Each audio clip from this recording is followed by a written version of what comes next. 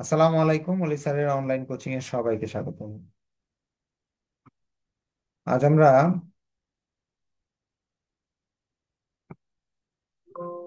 কথা শোনা যাচ্ছে ঠিকভাবে নাকি?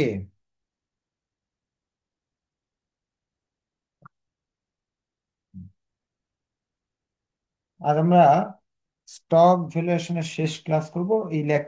আপনার মেইন বই এবং সাজেশনের ইউনিভার্সিটি কোশ্চেনের সব ধরনের অঙ্ক আমি আজকে এই শীটের মাধ্যমে করাই দিচ্ছি।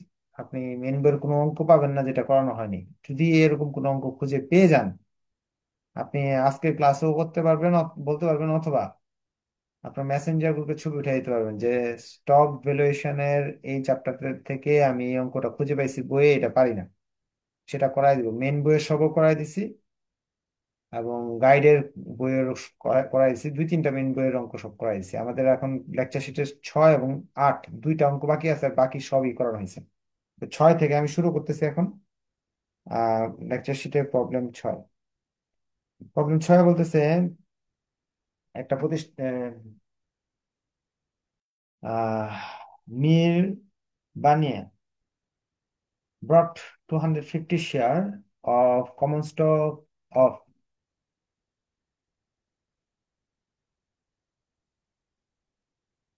AB limited. 250 শেয়ার কিনছে তারা এবি কোম্পানির। দাম পড়ছে ফর 8,750, 8,750 টাকা। After 1 year she sold the stock 10,000। 1 বছর পরে সে 10,000 বিক্রি করছে। During the year AB company limited declare and paid dividend 1.5 টাকা পার শেয়ার। প্রতি শেয়ারে 1.5 টাকা করে লাভ দেওয়া হয়েছে, ডিভিডেন্ড দেওয়া হয়েছে। Both of purchase and sales value are excluding brokerage commission 0.4%। কিনতে এবং বিক্রি করতে 0.4% কমিশন দিতে হয়েছে। হ্যাঁ, বিষয়টা এরকম। শেয়ার বাজার থেকে যদি আপনি শেয়ার কিনতে চান, তাহলে আপনাকে শেয়ার বাজার থেকে শেয়ার কিনতে গেলে দালালের মাধ্যমে কিনতে হবে। দালাল ছাড়া আপনি কিনতে পারবেন না। এখন দালালের মাধ্যমে শেয়ার কিনতে গিয়ে আপনাকে 4% কমিশন দিতে হয়েছে। আবার শেয়ার বিক্রি করতে গেলেও আপনাকে কমিশন দিতে হবে। ধরেন আপনি বাজারে, এই যে গরুর বাজার যেটা, বা গরু ছাগলের বাজার দেখবেন না সামনে, কিনতে গেলেও একটা, যে কিনবে সেও একটা ট্যাক্স দিবে, আবার যে বিক্রি করবে সেও একটা কমিশন দিবে আর কি। হ্যাঁ, এরকম। এইসব বলে বলছে find out the rate of return on her investment. তার বিনিয়োগের রিটার্ন কতটুকু আসবে। আচ্ছা, রিটার্ন হিসাব করার জন্য আমরা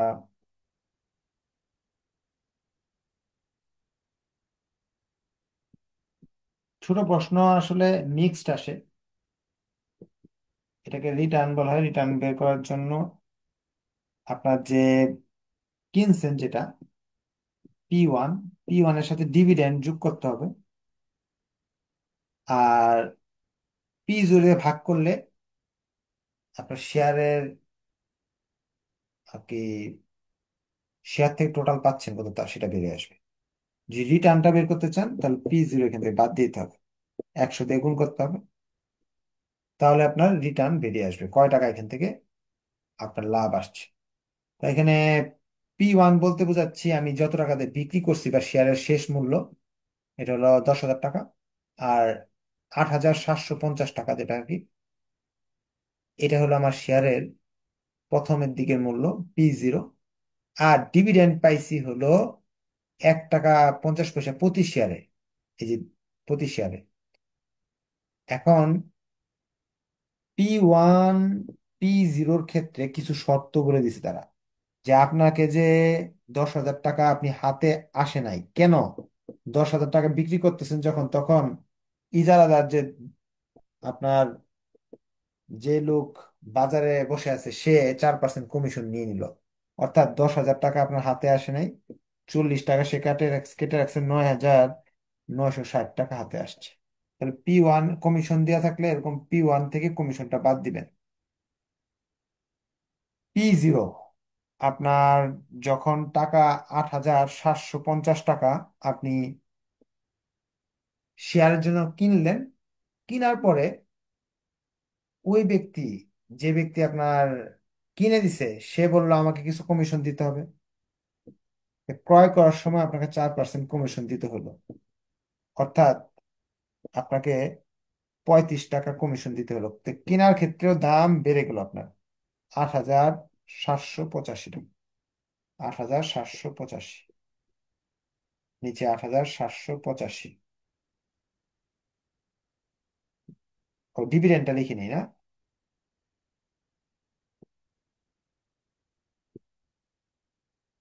ডিভিডেন্ড, ডিভিডেন্ডের কথা বলতেছে, আপনি 250 শেয়ার কিনছেন, প্রতিটা শেয়ারের জন্য ডিভিডেন্ড হলো, তারা বলে দিছে হলো 1.5 টাকা। টোটাল 3 টাকা, 375। তাহলে ক্যালকুলেশনটা আপনারা করেন, করে উত্তরটা লিখে দেন কত আসে। আমরা নেক্সট অঙ্কে চলে যাচ্ছি। নেক্সট অঙ্কে চলে যাচ্ছি।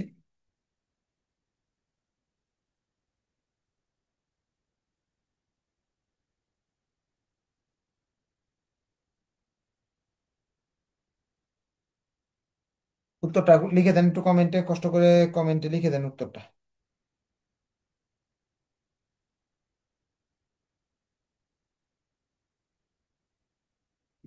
উত্তর কত আসছে?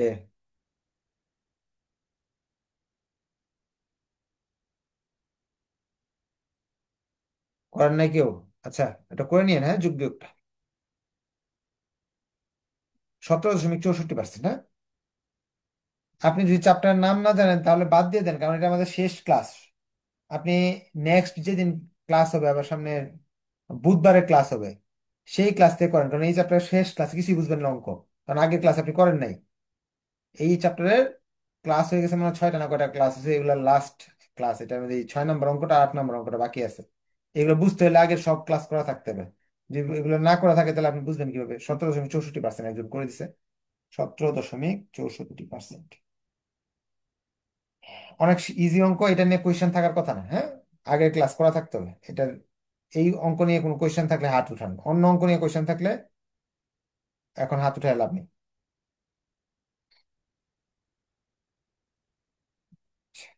আমি পরেরটা চলে গেলাম। পরের অঙ্কে আমাদের বলতেছে যে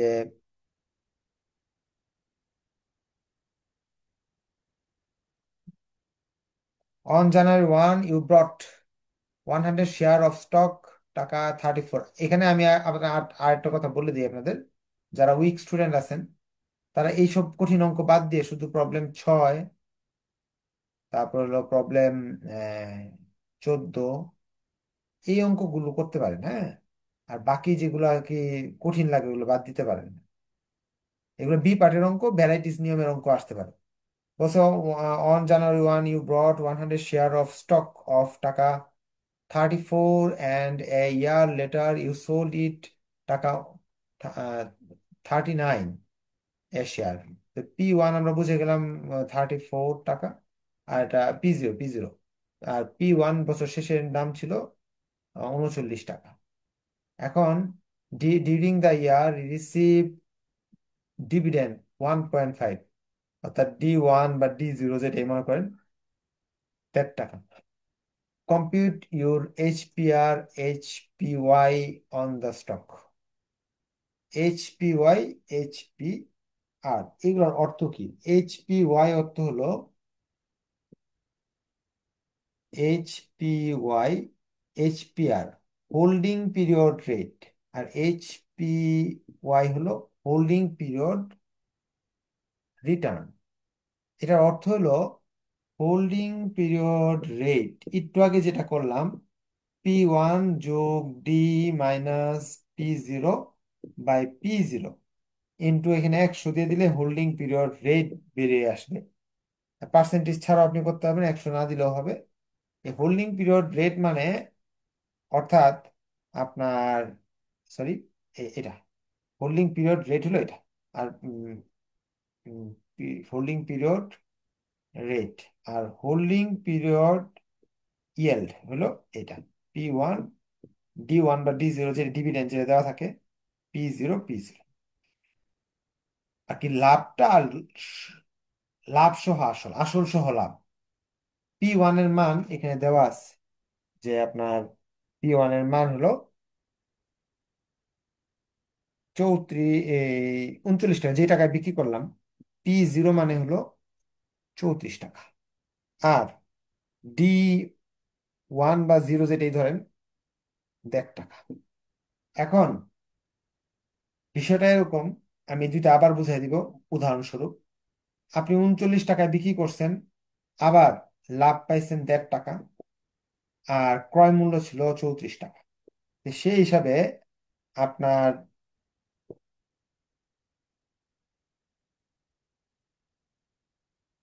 সুদে আসলে এটা পাইতেছেন। আর লাভ কতটুকু হইলো সেটা যদি বের করতে চান,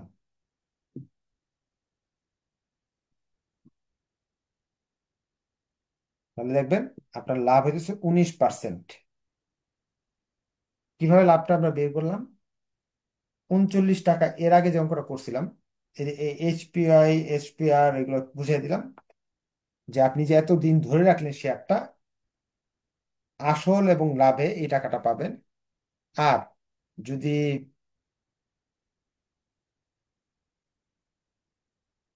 শুধু সুদ হিসাব করেন বা লাভ হিসাব করেন, ডিভিডেন্ড হিসাব করেন, তাহলে এটা আপনি পাইছেন। এখন এইটার একটু বাস্তব উদাহরণ দিয়ে দিই। ধরেন আপনি আর একটা জমি কিনছেন, জমির দাম ধরেন 39,000 টাকা, 34,000 টাকা। এখন জমি কিনাতে সারা বছর আপনি ধান চাষ করছেন, ধান চাষ করাতে এটার দাম ক্রয় মূল্য। আর ধান চাষ করাতে আপনি এখান থেকে ধান বিক্রি করছেন হলো 1500 টাকা, এটা আপনার কিন্তু লাভ হইলো, ধান বিক্রি করছেন। আবার আপনার এই জমিটা আপনার প্রয়োজনে বিক্রি করে দিলেন 39,000 টাকায়, বিক্রয়। এখানে কিন্তু বিক্রয়ের ক্ষেত্রে 5,000 টাকা লাভ হলো, এটা থেকে বাদ দিলে 5,000 টাকা লাভ হলো। আবার ধান যে বিক্রি করলেন, সেখানে কিন্তু 1500 লাভ হলো। তো দুইটা লাভ উপরে লিখলেন। এই যে দুইটা লাভ, এটা থেকে বাদ দিলে একটা লাভ হয়, এখানে একটা লাভ, দুইটা লাভ উপরে লিখলেন। 34 টাকা বিনিয়োগ করে বা 34,000 বিনিয়োগ করে আপনার লাভ কত হলো? 39,000 থেকে 34,000 বাদ দিলে 5,000 লাভ হয়। আবার 1500 লাভ হয়েছে। তাহলে 1 টাকায় কত লাভ হয়? 6,500 টাকা ভাগ 34,000। সুতরাং 100 টাকায় কত লাভ হয়? তাহলে পার্সেন্টেজে বেরিয়ে আসবে 6,500 গুণ 100 ভাগ 34,000। শেয়ার কিনলে দুই ধরনের লাভ পাওয়া যায়, শেয়ার বিক্রি করলে এক ধরনের লাভ হয়, আবার শেয়ারের ডিভিডেন্ড একটা পাওয়া যায়। এই দুই ধরনের লাভ হয়। তাহলে এখানে আপনার দেখা যাচ্ছে আপনার 19% আপনার লাভ হচ্ছে। এই জিনিসটাই, আপনি যে টাকা আটকায় রাখলেন, হোল্ডিং পিরিয়ড ইয়েল্ড মানে হলো এই আপনার আটকায় রাখার ফলে 19% লাভ হয়েছে। হোল্ডিং পিরিয়ড রেট হলো আসল এবং লাভ সহ এটা পাবেন।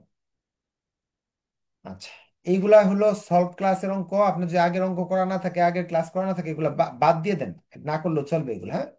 বাদ দিয়ে যেগুলো করাই দিচ্ছে আগে ইম্পর্টেন্ট, এগুলো করেন।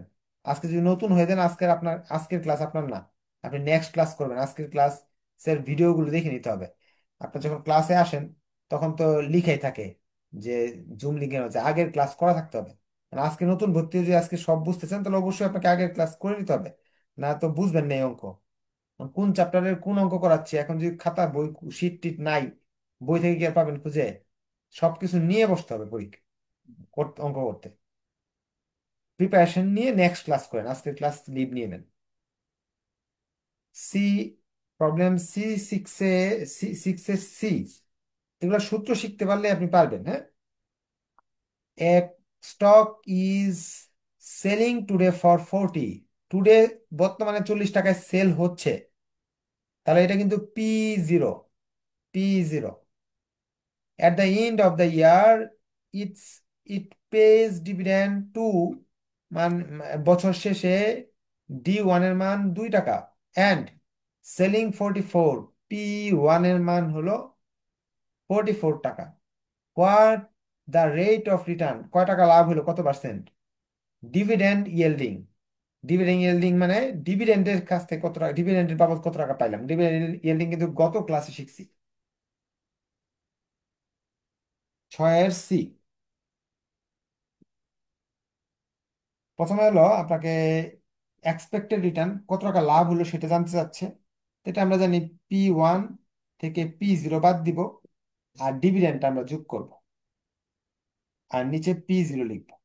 এখানে P0 হলো আমি 40 টাকা করে কিনছিলাম, বিক্রি করছি হলো 44 টাকা, এখানে 4 টাকা লাভ হয়েছে। আর ডিভিডেন্ড, আমি ডিভিডেন্ড পাইছি 2 টাকা। এই মানগুলো এখানে বসাইলে আপনার কত টাকা লাভ, কত পার্সেন্ট লাভ সেটা আপনি বের করতে পারবেন। 100 দিয়ে গুণ করলে পার্সেন্ট হিসাবে আসবে।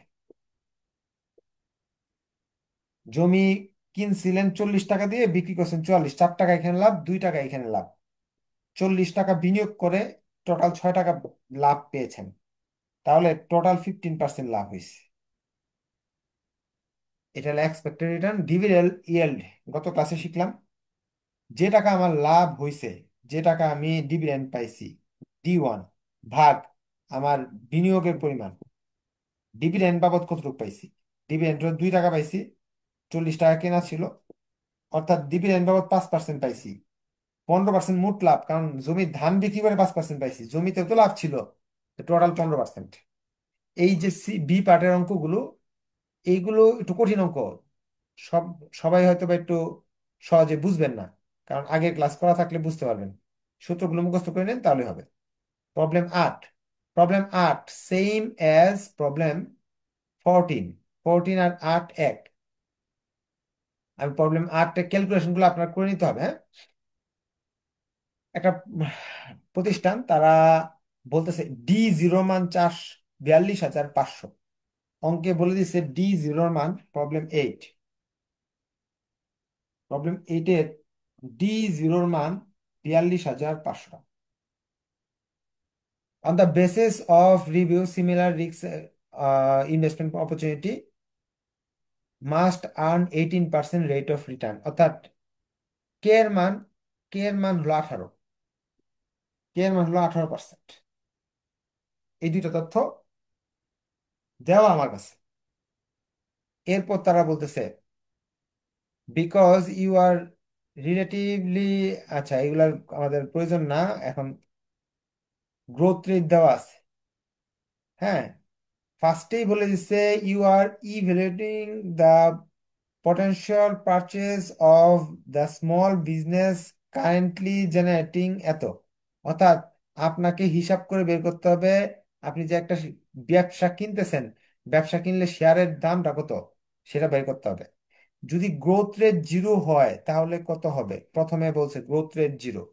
1 নম্বরে বলছে জি এর মান, জি সমান সমান 0 হইলে P0 কত, তখন আমরা এখানে D1 লিখবো, কে মাইনাস জি লিখবো, D1 বের করে নিব, D0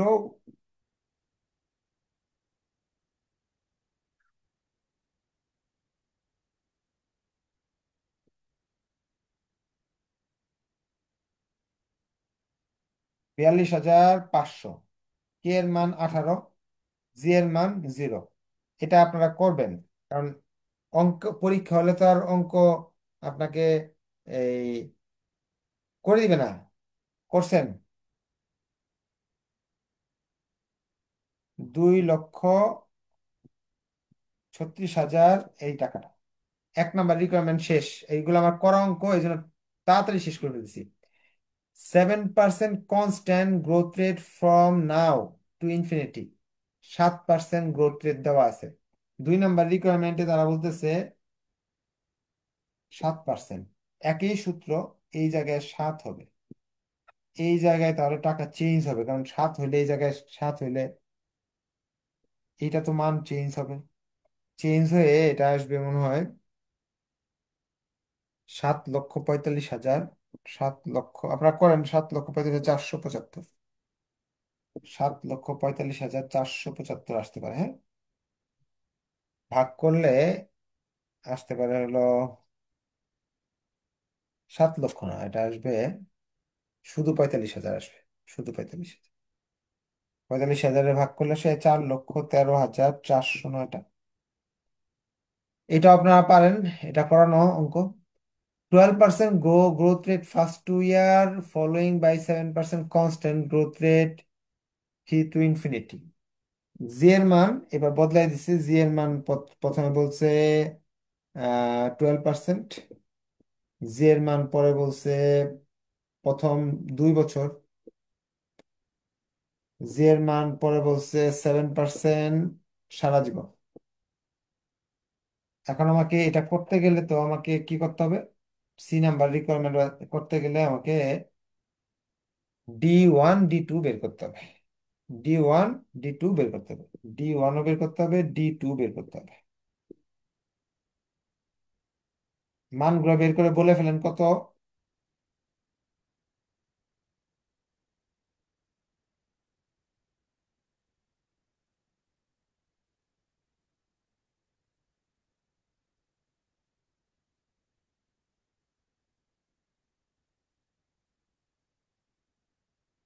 47,600 না?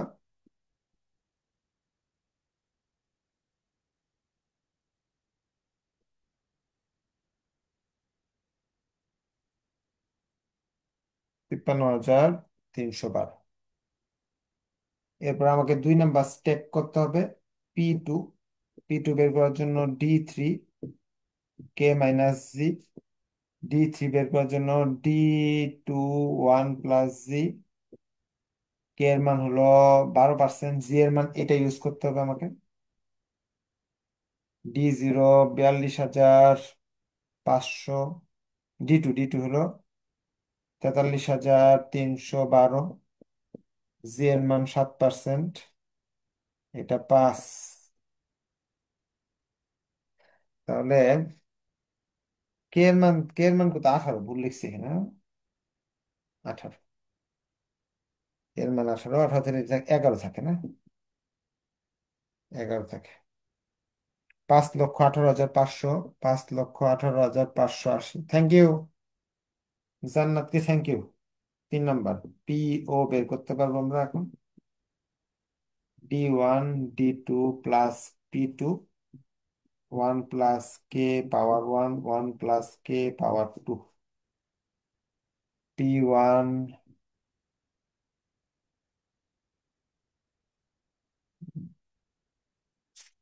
এখানেই করি, জায়গা নেই।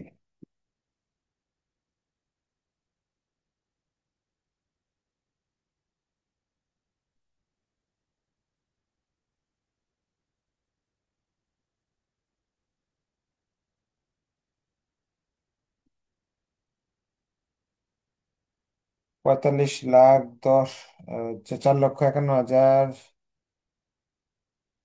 51,000 পঁয়ষট্টি। 4,51,065 আনসার। কোশ্চেন থাকলে এখন কোশ্চেন করেন, কি কোশ্চেন আছে? চ্যাপ্টার শেষ। যদি কোনো কোনো অঙ্ক নিয়ে প্রশ্ন থাকে, নেক্সটে যে ক্লাস হবে সেই সব ক্লাসগুলোতে প্রশ্ন করার সুযোগ আছে। হ্যাঁ, এবং কোনো অঙ্ক যদি আপনি না পারেন সেটার ছবি উঠাই দিবেন, নেক্সট ক্লাসগুলোতে আমি সেগুলো করাই দিব। যেহেতু মাসের শেষে চ্যাপ্টার শেষ হয়ে গেছে, হ্যাঁ? আহ, এই চ্যাপ্টারের কোন ম্যাথ দুইটা ইম্পর্টেন্ট দাগাই দিছিলাম তো, এই যে এই দুইটা। 7 নাম্বারটা খুব ইম্পর্টেন্ট, মুখস্থ করে যাবেন দুর্বল স্টুডেন্ট হলে। আর 14 নাম্বারটা, 7 আর 14, হ্যাঁ। আচ্ছা, যেহেতু মাসের শেষে আপনার এই মাসে তার নতুন চ্যাপ্টার শুরু করে লাভ নেই, কিন্তু ফোর্থ ইয়ার পরীক্ষার্থীর জন্য ডিসিশন আলাদা হতে পারে। আর ওই ঈদের আগে হয়তো বা একটা দুইটা ক্লাস হইতে পারে, নাও হইতে পারে, ঈদের পরেও হইতে পারে, কারণ কি মাসের শুরুতে তো ঈদের বন্ধ শুরু হয়ে যাবে। তারপর কি হয় নেক্সট ক্লাসে আমি জানাবো, হ্যাঁ। ধন্যবাদ সবাইকে, নেক্সট ক্লাসে দেখা হবে ইনশাল্লাহ। আসসালামু আলাইকুম, আল্লাহ হাফেজ।